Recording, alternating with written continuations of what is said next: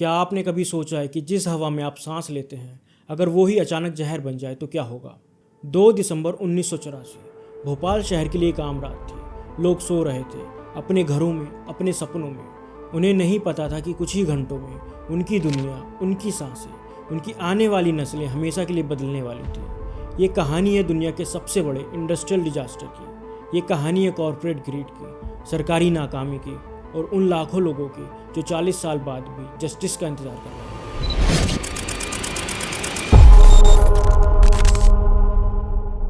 कहानी शुरू होती है एक अजीब सी गंध से। आधी रात के बाद भोपाल की हवा में कुछ ऐसा घुला जो पहले कभी नहीं था। बानो भी जैसी कई सर्वाइवर्स बताती हैं कि उस रात अचानक सबकी नींद टूटी।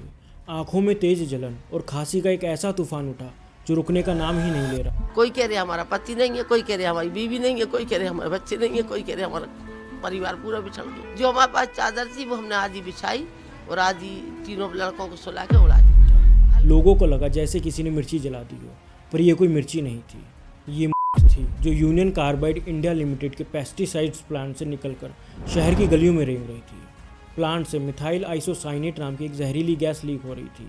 एक ऐसा केमिकल जो कीड़े मारने की दवा सेविन बनाने में काम आता था। प्लांट से लगभग 40 टन से ज़्यादा जहरीली गैस निकली और एक जानलेवा बादल की शक्ल में पूरे शहर पर छा गई। दिसंबर की सर्द हवा ने इस गैस को और भी भारी बना दिया, जिससे वो ज़मीन से चिपक कर बहने लगी, सीधा उन घरों में जहां लोग सो रहे थे। देखते ही देखते लगभग 40 स्क्वायर किलोमीटर्स का एरिया इस जहर की चपेट में आ गया। लोग घबराहट में अपने घरों से बाहर भागे, लेकिन बाहर हवा और भी जहरीली थी। सड़कों पर अफरा तफरी मच गई। लोग एक दूसरे को कुचलते हुए भाग रहे थे, बस किसी तरह सांस लेने के लिए। परिवार बिछड़ गए, बच्चे माँ बाप से अलग हो गए। जो गिरा वो दोबारा उठ नहीं पाया। सुबह होने तक भोपाल की सड़कें लाशों से पटी पड़ी थी।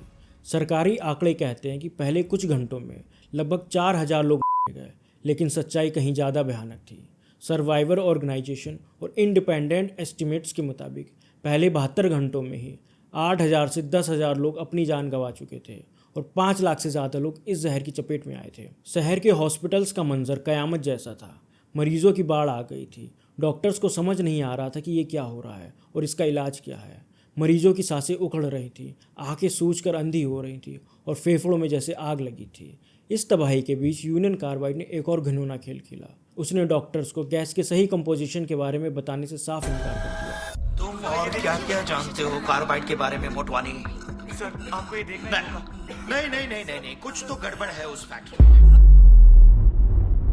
बाद में जब ऑटोप्सीज हुई तो एक और चौंकाने वाली बात सामने आई। कई विक्टिम्स का चेरी रेड कलर का हो गया था, डॉक्टर ये चेरी रेड है, जो हाइड्रोजन साइनाइड पॉइजनिंग का एक क्लासिक साइन है। इसका मतलब था कि मिथाइल आइसोसाइनाइड गैस या तो टैंक में ही या इंसान के शरीर में जाकर और भी खतरनाक जहर हाइड्रोजन साइनाइड में बदल रही थी। साइनाइड पॉइजनिंग का एक एंटीडोट होता है, सोडियम थायोसल्फेट। अगर ये इंजेक्शन पीड़ितों को तुरंत दिया जाता तो हजारों जानें बच सकती थी, लेकिन यूनियन कार्बाइड लगातार झूठ बोलती रही कि गैस में साइनाइड नहीं है। जब तक सच सामने आया बहुत देर हो चुकी थी। ये सिर्फ एक इंडस्ट्रियल एक्सीडेंट नहीं था, ये एक मेडिकल क्राइसिस थी जिसे कॉर्पोरेट लालच और झूठ ने एक हार में बदल दिया। तो अब सवाल ये आता है कि ये सब हुआ कैसे? क्या ये सिर्फ एक भयानक हादसा था या एक ऐसी तबाही जिसका होना तय था? सच कहूँ तो ये हादसा कोई रातों रात नहीं हुआ। इसे सालों की लापरवाही और लालच ने मिलकर बनाया था। यूनियन कार्बाइड के टैंक 610 को एक हाईटेक प्रेशर कुकर समझिए। इसमें 42 टन जहर भरा था, जिसे हर हाल में ठंडा और स्टेबल रखना था। पर कंपनी ने पैसे बचाने के लिए इस प्रेशर कुकर के सारे सेफ्टी वॉल्व्स निकाल दिए थे। तो अब सवाल ये आता है कि आखिर उस रात हुआ क्या? 2 दिसंबर की रात मजदूर प्लांट में पाइप साफ कर रहे थे। एक खराब वॉल्व और एक गायब सेफ्टी डिस्क की वजह से सैकड़ों लीटर पानी सीधा मिथाइल आइसोसाइनेट के टैंक E610 में चला गया। पानी और मिथाइल आइसोसाइनेट का मिलना मतलब तबाही। दोनों के बीच एक ज़बरदस्त एक्सोथर्मिक रिएक्शन शुरू हो गया, यानी एक ऐसा केमिकल रिएक्शन जो अपने आप गर्मी पैदा करता है। टैंक के अंदर की जंग लगी लोहे की पाइपों ने इस रिएक्शन को और भी तेज कर दिया। टैंक के अंदर का टेम्परेचर 200 डिग्री सेल्सियस के पार चला गया और प्रेशर इतना बढ़ गया कि टैंक एक बॉम्ब की तरह फटने को तैयार था। प्लांट के सारे सुरक्षा कवच एक एक करके नाकाम हो गए, क्योंकि वो पहले से ही बंद पड़े थे। यूनियन कार्बाइड ने हमेशा से ये दावा किया है कि ये हादसा एक साजिश थी, कि किसी नाराज कर्मचारी ने जानबूझकर टैंक में पानी डाला था।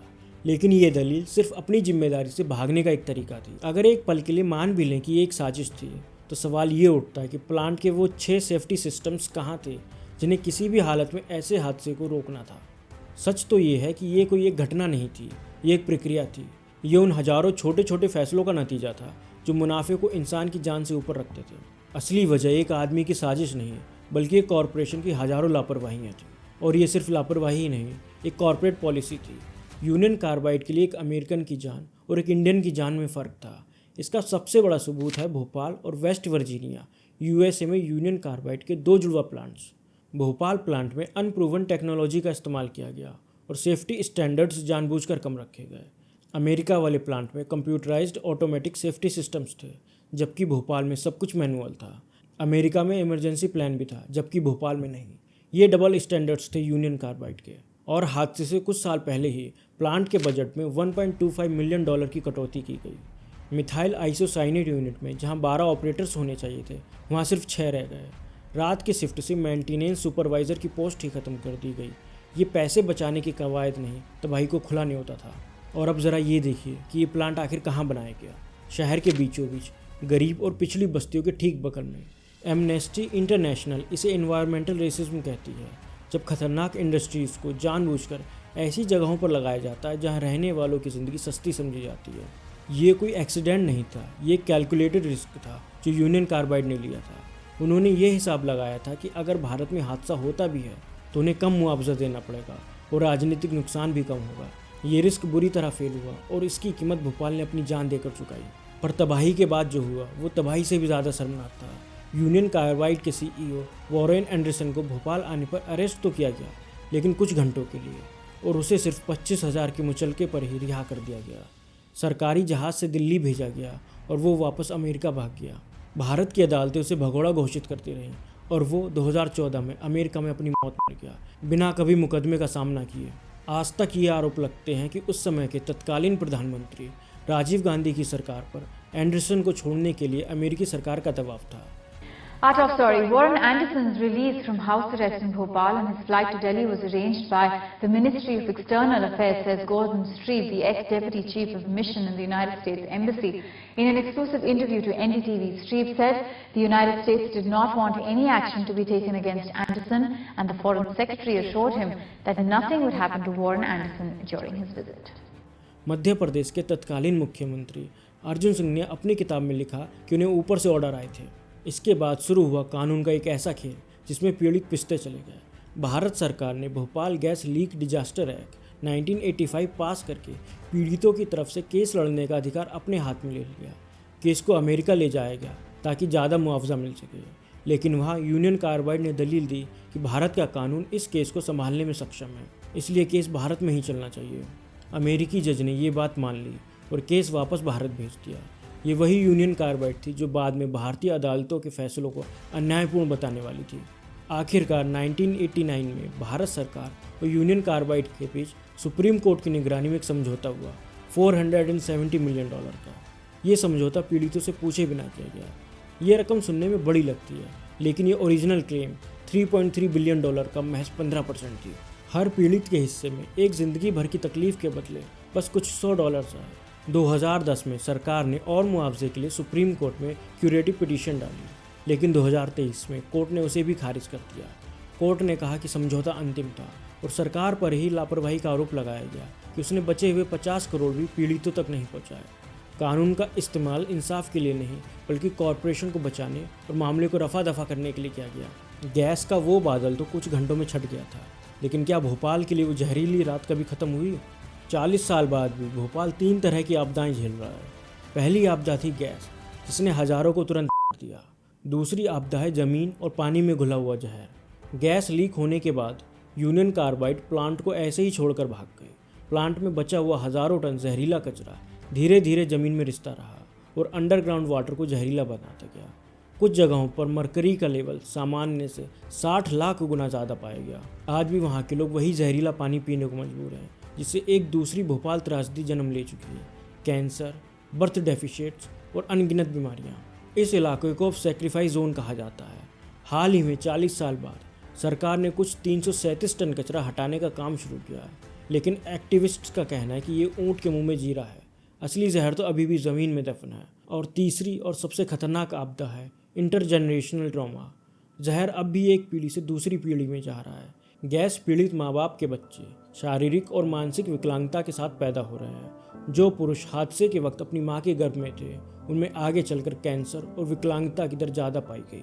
भोपाल की एक पूरी पीढ़ी इस जहर का दंश झेल रही है। इस तबाही ने भारत को नींद से जगाया। सरकार ने नए सख्त कानून बनाए। 2 बड़े कानून आए। पहला द एनवायरमेंट प्रोटेक्शन एक्ट 1986, जिसने केंद्र सरकार को पर्यावरण की रक्षा के लिए व्यापक अधिकार दिए। दूसरा the public liability insurance act 1991, जिसने खतरनाक उद्योगों के लिए इंश्योरेंस अनिवार्य कर दिया ताकि पीड़ितों को तुरंत मुआवजा मिल सके। भोपाल ने पूरी दुनिया की केमिकल इंडस्ट्री को भी हिलाकर रख दिया। अमेरिका में कम्युनिटी राइट टू नो जैसे कानून बने और यूके में control of major accident hazard regulation लागू हुए। पर क्या सच में कुछ बदला है?